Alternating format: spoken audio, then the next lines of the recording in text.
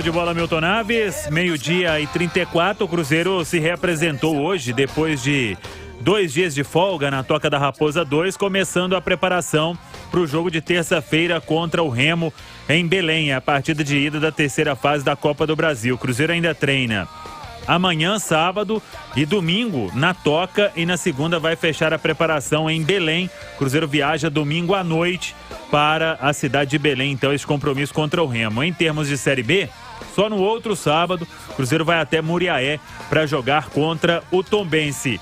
Eu destaquei em manchete a boa notícia e a notícia ruim. A boa notícia é que o João Paulo está liberado, totalmente recuperado. O João Paulo passou os últimos dias fazendo um trabalho de fortalecimento, de reequilíbrio muscular, mas o Cruzeiro perde aí, acho que para o jogo contra o Remo, para o jogo contra o Tombense, o centroavante Edu. O Edu teve uma lesão muscular na coxa, ele reclamou isso depois do jogo contra o Brusque, fez o gol da vitória diante do Brusque, e o Edu então será baixa para os próximos jogos do Cruzeiro. O Canezinho também ainda não volta. Romano, já que você tinha adiantado o assunto, Rodolfo deve ser o centroavante. Eu só adiantei porque eu achei que você ia falar no primeiro nome. Mas é bom que ficou para a segunda parte, segurou a audiência, foi inteligente. Rodolfo deve ser o substituto. Lembrando que ele pode jogar a Copa do Brasil, porque o América só vai estrear agora na terceira fase, então ele não atuou pela competição. Pois é, e um detalhe interessante. Óbvio que perde com a ausência do Edu, com certeza. O Edu é mais goleador que o Rodolfo. O Rodolfo é um jogador mais móvel, de maior mobilidade. Ele sabe cair pelos lados, ele abre um espaço para infiltração ou de um outro jogador de lado, ou até mesmo de um meia. A volta do João, eu acredito que pode casar bem com o Rodolfo ali, porque o Rodolfo sai da área, abre um corredor para a entrada do meia. Vai ser uma perda grande, mas prestem bastante atenção. Foi o primeiro jogo do Rodolfo apenas, o Rodolfo já mostrou para que veio, o Rodolfo está motivado. No América ele acabou perdendo a motivação, essa mudança de ares para ele foi muito boa, e eu acho que ele vai acrescentar muito a esse time e principalmente ao esquema do Paulo Pessolano. O esquema dele são de jogadores de mobilidade na frente, e o Rodolfo sabe fazer isso. Pois é, agora para esse compromisso contra o Remo, o Pessolano terá o Zé Ivaldo e o Jajá à disposição. E na zaga, Léo Figueiredo, o Brock vai cumprir suspensão. O Oliveira deve jogar normalmente. Zé Ivaldo ou Wagner? Seria de quem? Zé Ivaldo. Apesar de achar que o Wagner Leonardo vai ser um cara que vai ajudar muito o Cruzeiro nessa campanha, tá? Pro estilo de jogo que o Pessolano propõe, de fazer uma marcação mais alta, tem uma zaga que acaba ficando mais exposta, você precisa de jogadores que tenham um pouco mais de velocidade.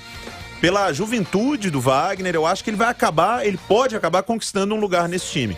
Mas o Zé Ivaldo vinha jogando pelo Atlético Paranaense, algumas vezes não era titular, mas quase sempre participava de jogos. Ele é um zagueiro muito forte e tudo, mas ele não é um cara lentão. Um grande exemplo para o ouvinte e para a turma que nos acompanha no YouTube se lembrar, a jogada, o gol do Atlético Paranaense naquela sapecada que tirou o Flamengo da Copa do Brasil foi dele. O terceiro lá no Maracanã. O terceiro gol, ele recupera a bola, toca e se manda e vai lá para fazer o gol. Então, eu iria de Zé Ivaldo, porque acredito que ele tenha potencial, inclusive, para ser um zagueiro titular no Cruzeiro. E como o Brock está suspenso, tá até fácil pro Pessolano para fazer essa troca. Aí o Zé Ivaldo vai bem, agradece o Brock, espera um pouquinho aqui agora, Brock. Pois é, e lembrando que o Zé Ivaldo e o Jajá, eles podem atuar na Copa do Brasil, porque o Atlético Paranaense, assim como o caso que eu citei do América, o Atlético Paranaense só entra na Copa do Brasil agora, na terceira fase, então eles não atuaram pela competição.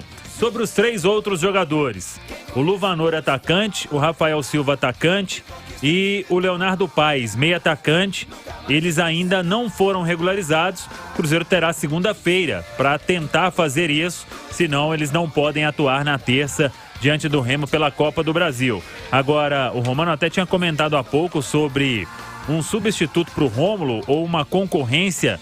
Pelas informações, o Paulo Pessolano pode usar o Leonardo Paes ali também. Ele é um jogador polivalente, faz lado direito ali do campo, tanto mais avançado quanto mais recuado, então não será surpresa se em algum determinado momento o Pessolano testar esta opção. E o Pedro Martins até comentou aqui há pouco, que o Cruzeiro trabalhou na montagem deste elenco inicial pensando em jogadores que fazem mais de uma função.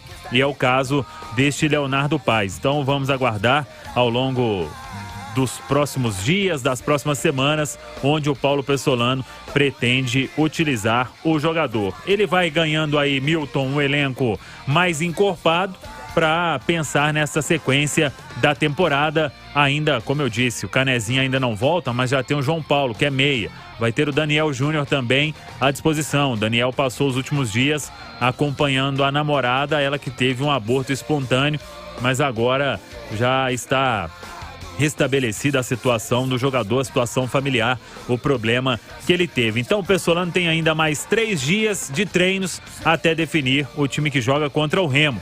E ao longo da nossa programação vamos falar disso sobre o Remo. É uma pedra no sapato do Cruzeiro. No ano passado na Série B, o Remo venceu os 2 jogos, venceu em Belém, venceu no Independência e será um adversário difícil para o Cruzeiro, por mais que tenha sido rebaixado. Vai jogar a Série C do Campeonato Brasileiro, mas é duelo difícil e importante para o Cruzeiro, porque tem uma verba interessante para avançar para a próxima fase da Copa do Brasil. Daqui a pouco